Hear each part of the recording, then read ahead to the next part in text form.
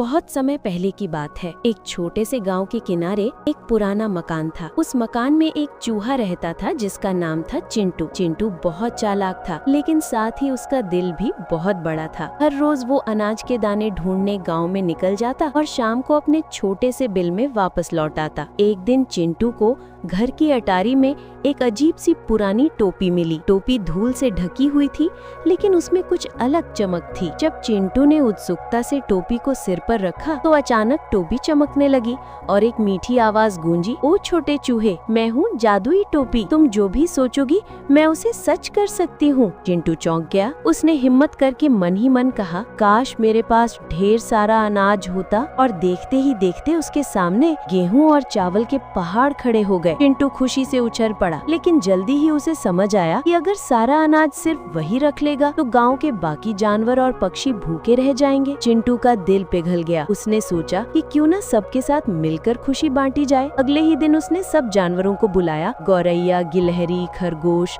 और यहाँ तक कि बिल्लियों को भी। सबको अनाज खिलाकर उसने कहा, ये सब जादुई टोपी का कमाल है, लेकिन असली खुशी तो तब है जब हम सब मिलकर खाते पीते हैं।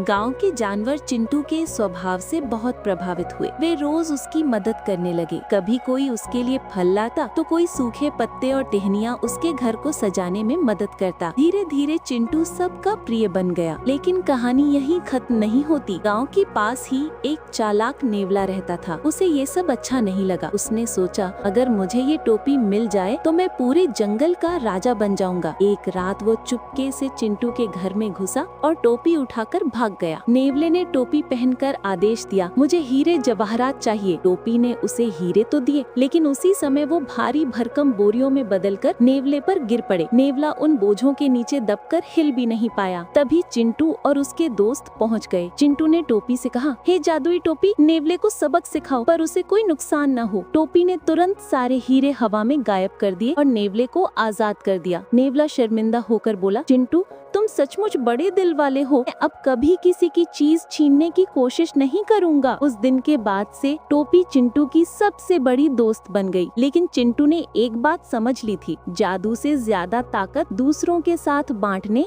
और मदद करने में है।